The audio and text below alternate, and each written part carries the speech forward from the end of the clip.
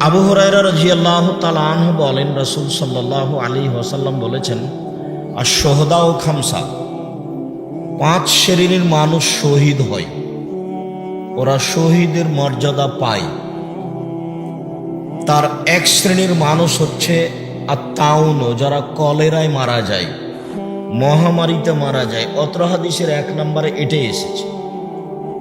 মহামারী কলেরায় যারা মারা যায় তার মর্যাদা অনেক অনেক অনেক বেশি, তারা শহীদের স্থান পায় বলে রাসূল সাল্লাল্লাহু আলাইহি সাল্লাম বলেছেন।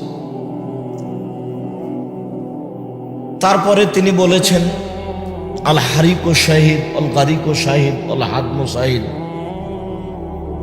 কেউ যদি আগুনে জ্বলে মারা যায় সেও শহীদ, কেউ যদি পানিতে ডুবে মারা যায় সেও শহীদ, কেউ যদি উপর থেকে পড়ে মারা যায় সেও শহীদ।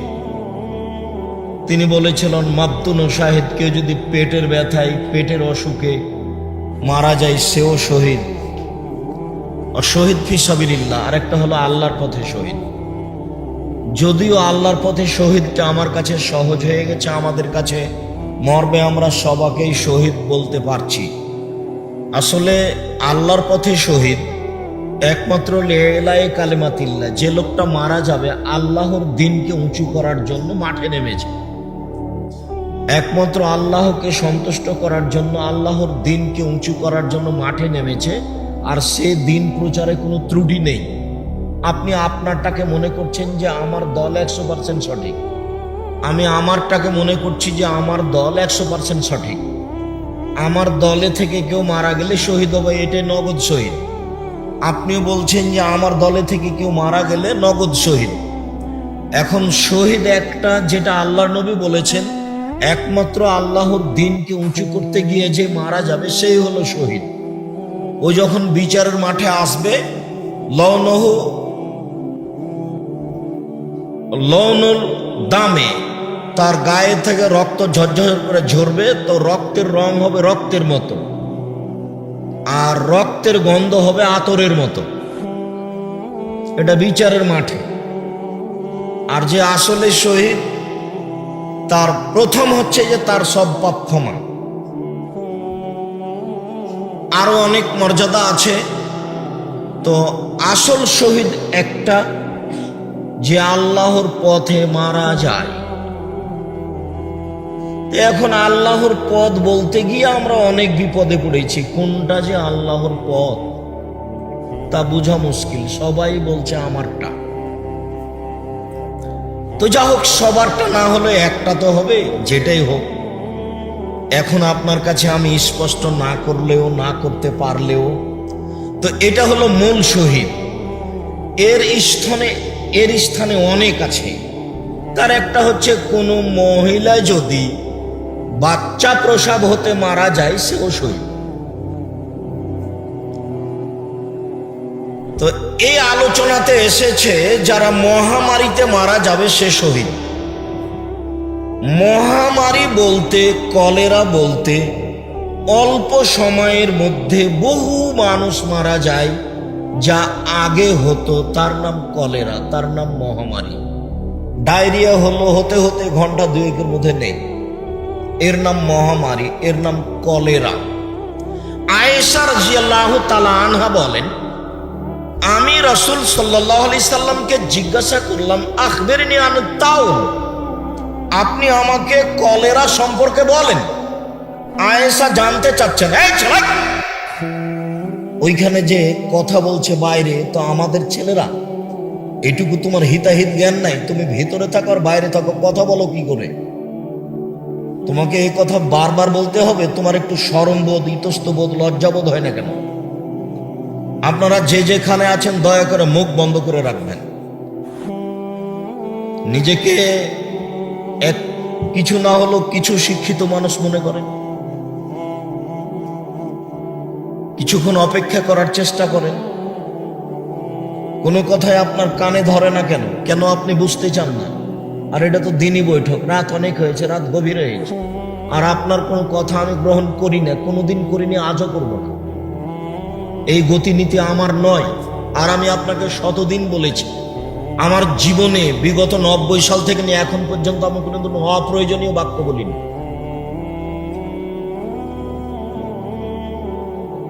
কেসা কাহিনী তো বহু দূরের কথা। 90 সাল থেকে নিয়ে এখন পর্যন্ত আমি কোনোদিন অপ্রয়োজনীয় বাক্য বলেছি তা আমার মনে পড়ে না। জনগণকে আমি হাসিয়েছি কোনোদিন তা আমার মনে পড়ে না। জনগণের কাছে আমি স্বার্থে কোনোদিন পদক্ষেপ রেখেছি, পা রেখেছি তা আমার মনে পড়ে না। আর স্বার্থ নিয়ে পরিকল্পনা নিয়ে আমি চলা বুঝতেও পারি না। চলি এভাবে, বুদ্ধি দিয়ে রুজি হলে আমার রুজি হতো না, রুজি আল্লাহ দেয় তাই হচ্ছে।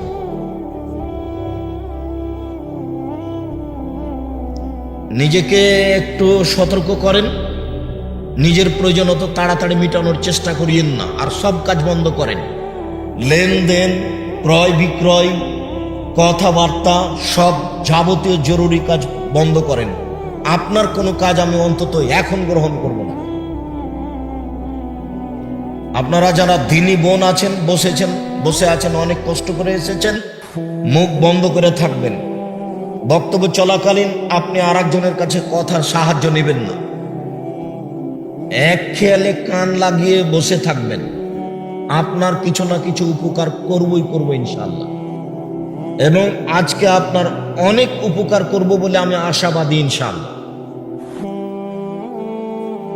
তো আয়েশা রাদিয়াল্লাহু তাআলা আনহা বললেন যে, বলেন কলেরা কাকে বলে? তখন আল্লাহ রাসূল বলছেন যে আত-তাউলু আযাবুল্লাহ, কলেরা হচ্ছে আল্লাহর শাস্তি, আযাব। ইয়াবাসাল্লাহু আলা মান ইয়াশা, যার উপরে ইচ্ছা তার উপরে পাঠান। কলেরা আল্লাহর শাস্তি, যার উপরে ইচ্ছা তার উপরে পাঠান।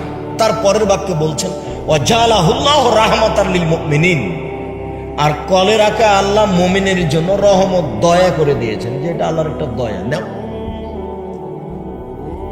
আল্লাহর শাস্তি আবার মুমিনের জন্য এটা দয়া। আল্লাহর শাস্তি মানে তাৎক্ষণিক মরে গেল, ছেলে মেয়ে হাল পরিবার ছেড়ে চলে গেল, আল্লাহর এটা শাস্তি, আর মুমিনের জন্য এটা দয়া। লাইসা মিন আহাদিন ইয়াবাসুল্লাহু ফীহি ওয়া ইয়াকাউ ফীহি, আল্লাহ যে সমাজে পাঠান, যেখানে পাঠান সেখানে সে ব্যক্তি আছে, সেখানে ও থেকে যায়। ইয়ামকুসু ফীহি, সেখানে ও থেকে যায়। সাবিরান মুহতাসিবান, ধৈর্য ধারণ করে থাকে, নেকি মনে করে থাকে। ওয়া ইয়ালামু, এবং সে জানে যে লাইসিবহু ইল্লা মা কাতাবাল্লাহু লাহু, তার কলেরা হবে না, হবে না, হবে না, তবে যদি পৃথিবী সৃষ্টির 50,000 বছর পূর্বে লেখা হয়ে থাকে। যেদিন মায়ের পেটে 3-4 মাস, সেদিন যদি লেখা হয়ে থাকে। আমার সবার কলেরা হয়ে গেছে পুরো গ্রামে, কিন্তু আমাকে হবে না, আমাকে হবে না, আমাকে হবে না। তবে যদি লেখা থাকে পৃথিবী সৃষ্টির 50,000 বছর পূর্বে, মায়ের পেটে যেদিন 3-4 মাস, সেদিন যদি লেখা হয়ে থাকে, তাহলে আজ ধরবে, তাছাড়া আমাকে ধরবে না। কানা আজরুহু কা শহীদে, তখন তার নেকি হবে শহীদের নেকি। তখনও কার নেকি পাবে? শহীদের নেকি। বিবরণ সংক্ষিপ্ত যা পেশ করলাম, তাতে করোনা ভাইরাস কলেরা মনে হচ্ছে না। তার মানে করোনা ভাইরাস কলেরা হলে এতদিন পর্যন্ত কয়েক কোটি মানুষ মারা যেত, প্রায় পৃথিবী খালি হয়ে যেত, নূহ আলাইহিস সালামের যুগের মতো হয়ে যেত। অল্প কিছু থাকতো, 250 লক্ষ, সব খালি হয়ে যেত। এটা মহামারী কলেরা নয়। কলেরার যা অবস্থা মানুষে জানে বুঝে, কলেরার ব্যাখ্যা বিশ্লেষণে বিদ্বানগণ যা বুঝেন, তাতে এটা কলেরা নয়। তাহলে কি এটা ছোঁয়াচে রোগ? একে ওকে ধরবে? তার জন্য কি সবাই মুখোশ লাগাচ্ছে? তার জন্য কি সবাই হাতে বেলুন পড়ছে? তার জন্য কি মানুষ এইভাবে চলছে? আব্দুল্লাহ ইবনে মাসউদ রাদিয়াল্লাহু তাআলা আনহু বলেন, কামা ফিনা রাসূলুল্লাহ সাল্লাল্লাহু আলাইহি সাল্লাম, একদা আল্লাহর নবী আমাদের মাঝে দাঁড়ালেন, একদা আল্লাহর নবী আমাদের মাঝে দাঁড়ালেন, বক্তব্য দিলেন।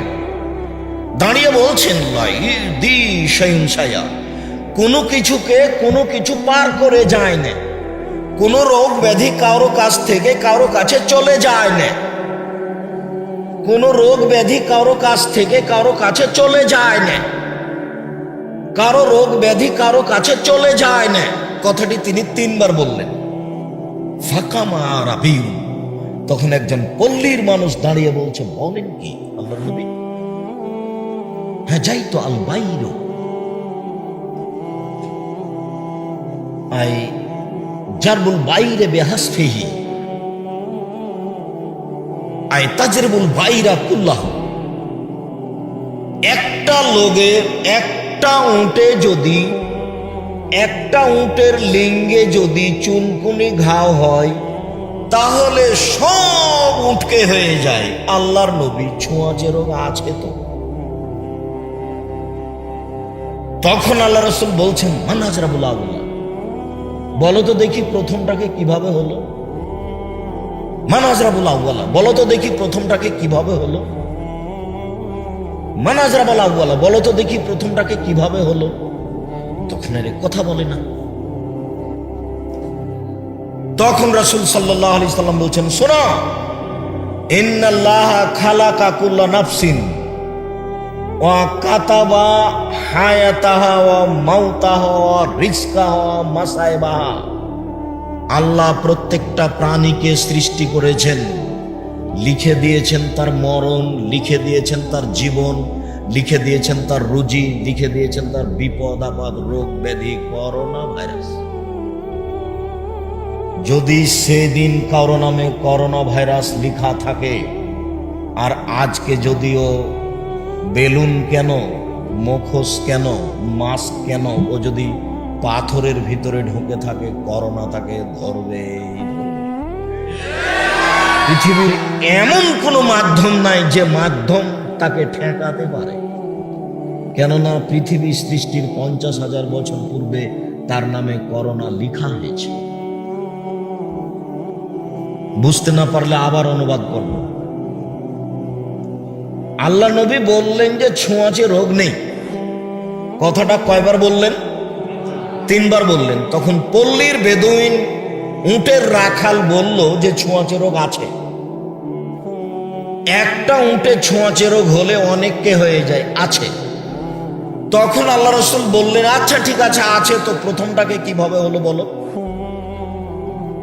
তার কথা বলেন। তখন আল্লাহ রাসূল বলছেন, এই শোনো, যে আল্লাহ প্রত্যেক প্রাণীকে সৃষ্টি করেছেন, যত প্রাণী সৃষ্টি করেছেন, সৃষ্টির দিন তার মরণ, তার জীবন, তার রুজি, তার রোগ ব্যাধি সব লিখে দিয়েছে। বুঝাতে পারলাম না? তারপরে রাসূল সাল্লাল্লাহু আলাইহি সাল্লাম বলেন, লা আদা ওয়ালা তেয়া, সংক্রামক ব্যাধি নেই। বুখারী মুসলিম। সংক্রামক ব্যাধি নেই, অশুভ ফল নেই। গোদাগাড়ির হাটে গেলাম, যে উদ্দেশ্যে গেলাম সেটা হলো না। তখন বলছে যে কার যে মুখ দেখে গেছি, যার জন্য হয়নি। তো মনে করছে যে মহিলা মানুষের মুখ দেখে গেছি, তার মানে ও বলতে চেয়েছে যে মহিলা মানে ধ্বংস। জি না, মিথ্যা কথা।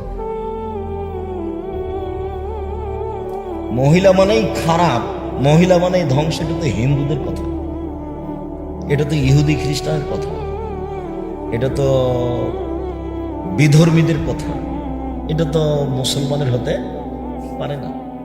হিন্দুদের কথা এটা হতে পারে। আজও হিন্দু মেয়ে বাপের জমি পায় না, হিন্দু মেয়ে বাপের জমি পায় না। কত বড় বেইনসাফি কারবার। কয়দিন আগে হিন্দু মেয়ে মারা গেলে স্বামীর সাথে মরে যেতে হতো, তার নাম চিতা, সতীদাহ প্রথা। এখনো হিন্দুস্তানে অনেক আছে যে স্বামী মারা গেলে ওই মেয়েকে কোনো গাছের নিচে গিয়ে বলি দেওয়া হবে, জবে করা হবে। এখনো এই এলাকাতে অনেক জায়গা আছে যে স্বামীর নাম ধরলে বউ তাকে খেয়ে নিল, তাই স্বামীর নাম ধরে না। স্বামীর নাম ধরলে স্বামী মারা যাবে। যার জন্য স্বামীর নাম বলে না, একটা কিছু বলে, কি যে বলে, স্বামীর নাম ধরে বলতে হবে। প্রমাণ আছে আপনাদের কাছে? কি আছে বলেন তো দেখি। হাজেরা বললেন, আইনা তাজাবে ইব্রাহিম, ইব্রাহিম কোথায় যাচ্ছেন? অর্থাৎ কোন ইব্রাহিম কোথায় যাচ্ছেন আপনি? এমন একটা উপত্যকা আমাকে ছেড়ে যাচ্ছেন যেখানে মানুষজন তো নেই, নেই ঘাস পাতাও নেই, আপনি আমাকে কিছু বলবেন না? ইব্রাহিম কোথায় যাচ্ছেন? স্ত্রী স্বামীর নাম ধরে ডাকছেন না, স্বামী হলেন ইব্রাহিম। তা আপনি কি ইব্রাহিম আলাইহিস সালামের চেয়ে দামি? যে আপনার নামটা ধরে যদি আপনার স্ত্রী, তা আপনার সমস্যাটা কোথায়? পৃথিবীর সবচেয়ে দামি মানুষ ইব্রাহিম আলাইহিস সালাম, মোহাম্মদ সাল্লাল্লাহু আলাইহি সাল্লামের পিতা। জিবরাইল আলাইহিস সালাম বলছে, হ ইব্রাহিম, হ আবু কাফা সালাম আলাইহি, ইনি ইব্রাহিম, ইনি আপনার বাপ, আপনি তাকে সালাম দেন। যদিও নবী হিসেবে পৃথিবীতে সবচেয়ে দামি নবী হচ্ছেন মুহাম্মদ সাল্লাল্লাহু আলাইহি সাল্লাম। তো স্বামীর নাম ধরলে স্বামী মারা যাবে, এ তো হিন্দুদের নীতি। স্বামী মারা গেছে, আশেপাশে যত বোনেরা আছে, খালা ফুপুরা আছে, বলছে গয়না খুল, গয়না খুল, গয়না খুল, মানে সব হিন্দু হয়ে গেছে। শুনে রাখেন, উপস্থিত বৈঠকের বোনেরা শুনে রাখেন, স্বামী মারা গেলে গয়না খুলতে হবে, এটা হিন্দুদের নীতি। আর তোমরা যারা এখানে কথা বলছে, কোথায়? এটা কি তোমাদের নাগালের বাইরে? প্রতিষ্ঠানের ছেলে, কমিটি কেউ নাই, শিক্ষক কেউ নাই? যে আমার কানে আসছে এটা তোমাদের কানে আসে না? এখানে কথা হয় কি করে? ওদেরকে কন্ট্রোল করতে না পারলে জায়গাটা খালি করে দেন, আর কন্ট্রোল করতে পারলে ওখানে থাকেন আপনারা 2-4 জন। বলছিলাম সম্মানিত দিনী ভাই বোন, ছোঁয়াচে রোগ নেই এ কথাই চূড়ান্ত। ছোঁয়াচে রোগ যদি তাকদিরে লেখা থাকে তাহলে ধরবে, অন্যথায় ধরবে না। এবার বলি, তাহলে করোনা ভাইরাস কি? তাহলে করোনা ভাইরাস অবা, বালা, মুসিবত, বিপদ। তাহলে এটা যদি বালা, মুসিবত, বিপদ হয়, আল্লাহর পক্ষ থেকে শাস্তি, বালা, মুসিবত, বিপদ হয়, তাহলে কি করতে হবে? তাহলে কি 3 ফুট দূরে দাঁড়াতে হবে সলাতে? তাহলে কি জুমা মসজিদে 20 জনে সলাত আদায় করতে হবে 10 জনে? আর 5 ওয়াক্ত ওয়াক্তিয়াস মসজিদে 5 জন? আর তাহলে কি মাস্ক পরতে হবে জরুরি? তাহলে কি হাতে বেলুন পরতে হবে জরুরি? কি করতে হবে তাহলে? এটা যদি বালা, মুসিবত, বিপদ হয়। আয়েশা রাদিয়াল্লাহু তাআলা আনহা বলেন, ইন্না শামসা ওয়াল কামারা আয়াতান মিন আয়াতিল্লাহ লা ইয়ানকাশিফু লিআহাদি মাউতিন ওয়ালা লিহায়াতি। সূর্য এবং চন্দ্র আল্লাহর 2টি নিদর্শন। সূর্য এবং চন্দ্র আল্লাহর 2টি নিদর্শন। 1 মিনিট, এই ছেলে, এক খেলে আমার দিকে চেয়ে থাকবেন, 19 বিষয় না যেন। এই বিশাল কোরআন মাজিদে 30 পারা কোরআন মাজিদে কি আছে? পড়তে টুকটাক ছেঁচড়া মেচড়া করে পারি, কিন্তু অর্থ বুঝি না। পড়ি, কষ্ট করে পড়ি। আব্দুর রাজ্জাক সাহেব বলেছেন সূরা ইখলাস 3 বার পড়লে কি হবে? 1 বার কোরআন মাজিদ পড়ার সমান নাকি হবে। আমি বলিনি, মুহাম্মদ সাল্লাল্লাহু আলাইহি ওয়াসাল্লাম বলেছেন। একবারে ব্যাগ ভর্তি করে নেন নাকি, শ্বাস বন্ধ হয়ে গেলে কিছুই না, ঝোলা খালি হয়ে যাবে। তাড়াতাড়ি একটু সময় পেলে সূরা ইখলাস 3 বার, একটু সময় পেলে। আর একবারে ফজরের পরে আর মাগরিবের পরে পড়বেনি, ফাঁসি হয়ে গেলে পড়বো, এরকম জিদ করতে হবে। কেন? শয়তান যতবার আপনি বলবেন আমি সূরা ইখলাস 3 বার পড়বই, ততবার ইবলিস বলবে কেমনে পড়িস, তোকে দেখেছে। এটা তার ওয়াদা আছে। কার সামনে ওয়াদা আছে? আল্লাহর সামনে।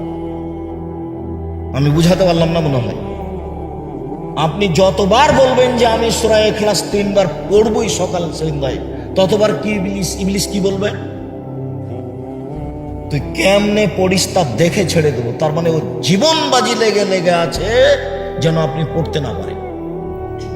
আপনি পড়তে পারবেন না, এটাই তার সফলতা। আর আপনি পড়তে পারবেন, এটা আপনার সফলতা। একবারে মুখামুখি আছে। ওর চেয়ে স্পষ্ট শত্রু, মানুষের শত্রু পৃথিবীতে নেই। একথা আল্লাহ কোরআন মাজিদে বহুবার বলেছেন। তো এই বিশাল কোরআন মাজিদে মৌলিকভাবে কয়েকটা কথা আছে। তার একটা কথা আছে আল্লাহর ক্ষমতা। কোরআন মাজিদটা আল্লাহ নিজের ক্ষমতা দিয়ে পূর্ণ করে দিয়েছেন। খালি বলছেন আসমানের মালিক আমি, জমিনের মালিক আমি। কে পারে আসমান বানাতে, কে পারে জমিন বানাতে? পারে কি কেউ?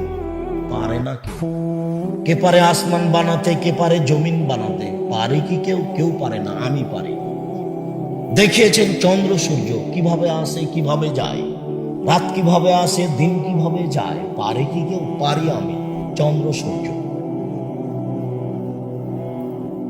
রাত দিন, চন্দ্র সূর্য কিভাবে আসে চলে যায়, রাত কিভাবে আসে চলে যায়। তাহলে আকাশ, জমিন, চন্দ্র, সূর্য, রাত, দিন, এগুলো তার ক্ষমতা। হঠাৎ একদিন বৃষ্টি দিলাম, অনাবাদ জমিতে বৃষ্টি দিয়ে পানি মাটিকে ভিজিয়ে দিলাম, ঘাস গজালাম। এটা পারে কি কেউ? কেউ পারে না, এটা আমি পারি। ক্ষমতা দেখিয়েছেন পুরো কোরআন মাজিদে। মেরে দিয়েছি আদ সামুদকে, কেউ কিছু করতে পারেনি। মেরে দিয়েছি ফেরাউনকে, কেউ কিছু করতে পারেনি। মেরে দিয়েছে নমরুদকে, কেউ কিছু করতে পারেনি। যারাই বাড়াবাড়ি করবে তাকে সময়ে উচিত সাজা দিব, পারি আমি। বলা একা হোক বাহা, আমাকে কেউ পারে না।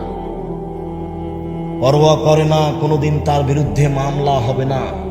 মামলা করে কেউ টিকতে পারবে না। পারেনি আদ, পারেনি সামুদ, পারেনি ফেরাউন। লাম ইখলাক মিসলাহা ফিল বিলাদ। যাদের মতো শক্তিশালী জাতি পৃথিবীতে আল্লাহর কখনো কোনোদিন সৃষ্টি করবেন না। কেউ তাকে পারেনি। ক্ষমতা দেখিয়েছেন এটা। এই মৌলিক শুধু ক্ষমতা। আর দ্বিতীয় হলো এই গাফুর, রহমান, রাহিম। গাফুর, গাফফার, রহমান, রাহিম, অদূত, রব। শুধু খালি ক্ষমার দয়া দিয়ে কোরআন মাজিদ ভরে ফেলা আছে। লাইনে লাইনে, পাতায় পাতায় গাফুর, গাফফার, রাহিম, রহমান, গাফুর, গাফফার, রাহিম, রহমান, অদূত দিয়ে কোরআন মাজিদ খালি ভরে ফেলা আছে। 3 নম্বরে আছে কিছু